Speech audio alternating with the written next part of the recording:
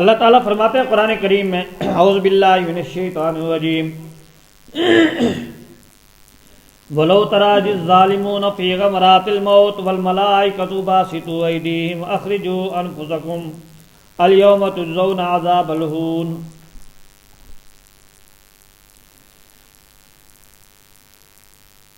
اور اگر تو دیکھ لے جب ظالم لوگ موت کی سختیوں میں ہوں گے اور فرشتے اپنے ہاتھوں کو ان کی طرف پھیلائے ہوئے ہوں گے اور ان کو کہا جائے گا نکالو اپنی جانوں کو، آج کے دن تم دردناک عذاب چکھو گے۔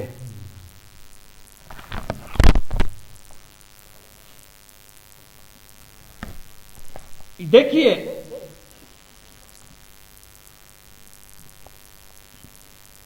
ایک ہوتا ہے مسئلہ بنانا، ایک ہوتا ہے مسئلہ بتانا۔ اہل باطل عموماً مسئلہ بناتے ہیں، بتاتے نہیں۔ مثلا قرآن کی آیت پڑھیں گے، تشریح اپنی طرف سے کریں گے، آپ کہیں گے کہ یہ کس نے لکھا ہے، تو وہ حوالے نہیں دے سکیں گے، حوالہ جات نہیں دے سکیں گے۔ مثلا آپ مرزائیوں سے پوچھ لیں کہ یہ خاتم کا معنی کہ مہر ہے اور حضور کو اللہ نے مہر دے دی اور جس کو چاہیں لگا کے نبی بنا سکتے ہیں۔ قرآن کریم کی علامہ انور شاہ کشمیری رحمۃ اللہ علیہ فرماتے ہیں 2 لاکھ کے قریب تفاسیر لکھی جاتی ہیں۔ کتنی؟ 2 لاکھ۔ اب مرزائیوں سے ہم کہتے ہیں کہ ایک تفسیر کا حوالہ پیش کرو جو کسی سنی مفسر نے لکھی ہو اور اس میں یہ معنی لکھا ہو کہ خاتم کا معنی ہے مہر اور اللہ نے حضور کو وہ مہر دے دی، پہلے خود نبی بناتے تھے پھر حضور بنانا شروع ہو گئے اور جس کو چاہیں مہر لگا کے نبی بنا سکتے ہیں۔ اس کا یہ معنی کسی نے لکھا ہو لیکن وہ دکھا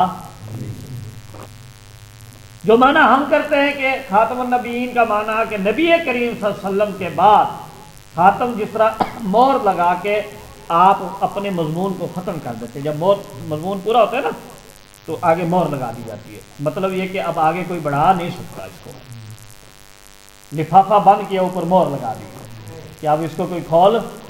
انبیاء کی نبوت کا سلسلہ حضور پر ختم ہو گیا، اس لیے حضور کو خاتم النبیین کہتے ہیں۔ یہ جو معنی ہم کرتے ہیں یہ مفسرین نے لکھا ہے، مفسرین نے، تو ہم مسئلہ بتاتے ہیں، بناتے وہ بناتے ہیں۔ اس طرح جو بھی باطل ہوگا وہ مسئلہ بتائے گا نہیں بنائے گا، اہل حق مسئلہ بتائے گا۔ اس لیے ہم جو بھی آیات پیش کریں گے انشاءاللہ ان کے تحت آپ کو تفاسیر کے حوالہ جات مل جائیں گے، اس تسکین اولیاء میں بہت سارے مل جائیں گے، ورنہ آپ دوسری کتابیں تفاسیر دیکھیں گے آپ کو مل جائیں گے۔ اب دیکھو یہ جو آیت ہے یہ عذاب قبر کی دلیل ہے کہ فرشتے کہہ رہے ہیں،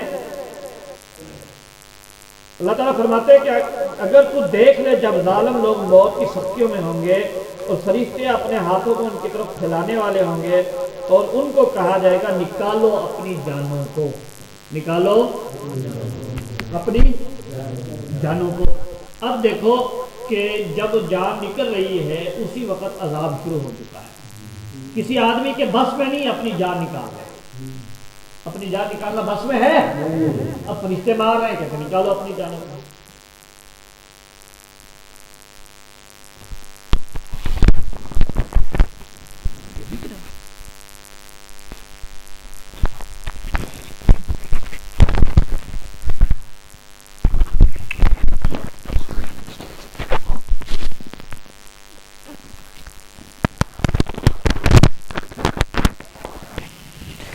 سمجھا رہی بات؟ فرشتے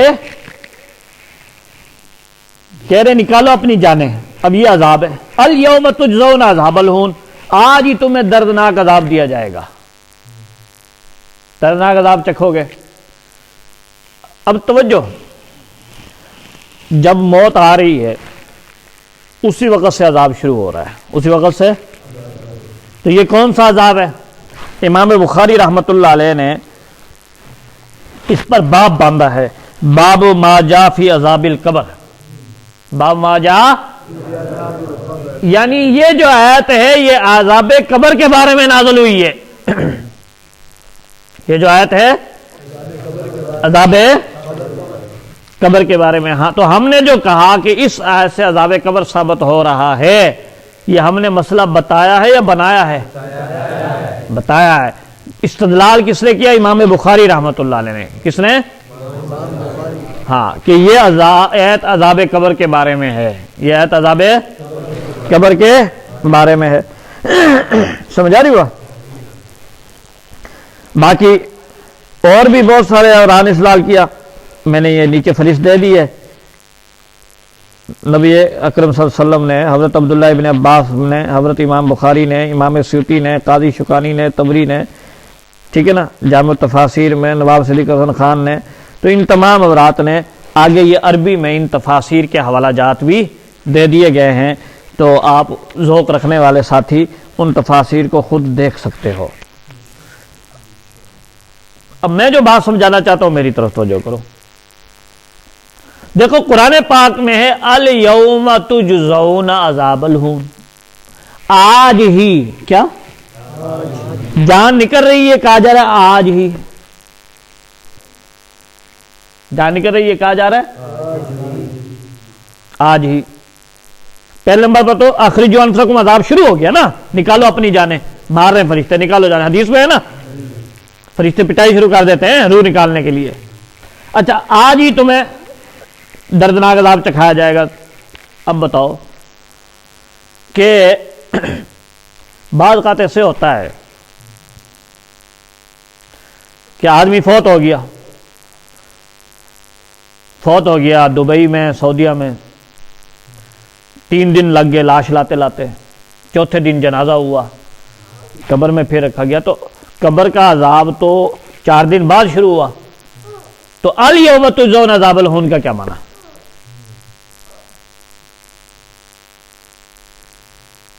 اشکال سمجھ آ گیا؟ بعض اوقات ایسے ہوتا ہے کہ 2 3 4 دن بعد میت کو قبر میں اتارا جاتا ہے. تو الیوم تجزون عذاب الہون کا کیا معنی؟ اس کا جواب یہ ہے، سمجھو کہ یہ جو عذاب شروع اسی وقت ہو گیا. شروع الیوم تجزون، چونکہ اس کا اکثری حصہ قبر میں ہی ہونا ہے نا. 2 دن 3 دن بعد آخر قبر میں رکھا جائے گا نہیں رکھا جائے گا؟ اور پھر قیامت تک ہزاروں سال ہیں، تو قبر کا عذاب ساتھ ہوگا یا نہیں ہوگا؟ تو یہ عذاب تو شروع ہے، لیکن چونکہ اس کا اکثری حصہ قبر میں ہے، اس لیے اس کو عذاب قبر کہا جاتا ہے. اس کو عذاب، ہاں یہ بھی عذاب قبر کا ہی حصہ، یہ بھی شروع اسی وقت ہو گیا. 3 دن 4 دن بعد آخر قبر میں ہی رکھا جائے گا نا. تو اس لیے اس کو، جیسے بعض کا چھوٹے جز کی وجہ سے بھی پورا نام آ جاتا ہے. دیکھو شربت بنفشہ کہہ دیتے ہیں نا، تو اس میں بنفشہ ڈالا جاتا ہے، چینی بھی حالانکہ ڈالی جاتی ہے، پانی بھی ڈالا جاتا ہے، لیکن کہتے کیا ہے؟ شربت بنفشہ. شربت بنفشہ کہا جاتا ہے. تو کیوں؟ اس لیے کہ اس میں بنفشہ شامل ہے. تو یہ قبر میں چونکہ یہ عذاب زیادہ تر اس کا حصہ قبر میں گزرنا ہے، اس لیے اس کو عذاب قبر کہا، اس لیے اس کو عذاب قبر کیا. تو یہ جو آیت ہے مبارکہ ہے، یہ عذاب قبر کی دلیل ہے.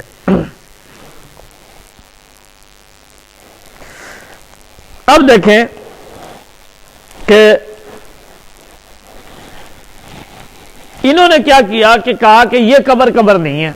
قبر سے مراد ہے علیین یا سجین میں روح کو ایک جسم مل جاتا ہے اور وہیں اس کو عذاب ہوتا ہے، تو وہ قبر ہے، وہ قبر ہے. حالانکہ یہ قرآن کا بھی انکار ہے، حدیث کا بھی انکار ہے. قرآن پاک میں بھی جہاں بھی قبر کا ذکر آیا ہے، اسی گڑھے کے لیے آیا ہے جو زمین کے اندر ہوتا ہے.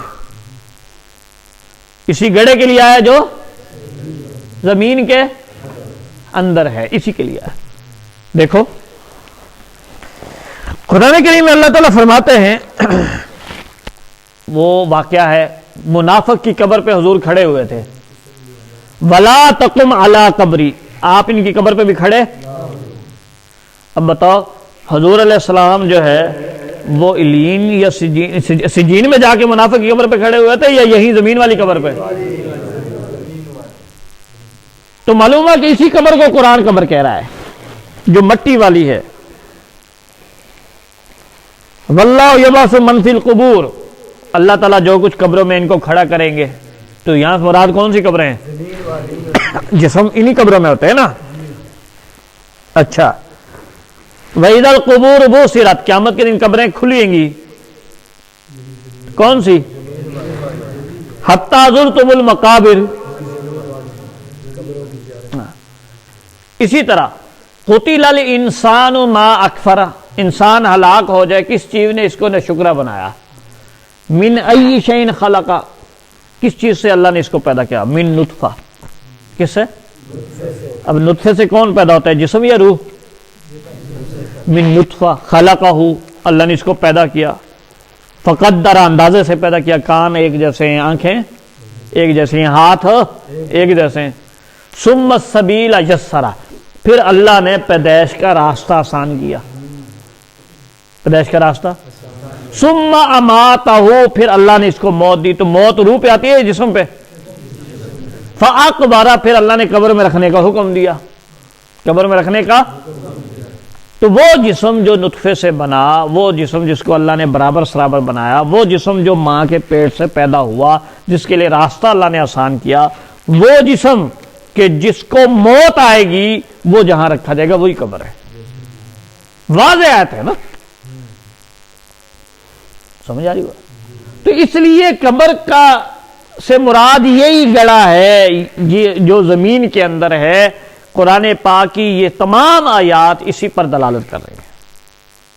اگر کوئی اس کا انکار کرتا ہے قبر کا، اچھا عجیب بات ہے، کہتے ہیں نا جھوٹے کا حافظہ نہیں ہوتا. جھوٹے کا. کیپٹن عثمانی نے ایک رسالہ لکھا عذاب برزخ، اس میں انکار کیا کہ یہ قبر نہیں ہے. یہ قبر نہیں. قبر جی الین سجین میں وہاں ایک جسم مل جاتا ہے، وہی قبر ہوتی ہے. اچھا، پھر ایک رسالہ لکھا، اس میں لکھا کہ قبروں پہ دیے نہ جلاؤ.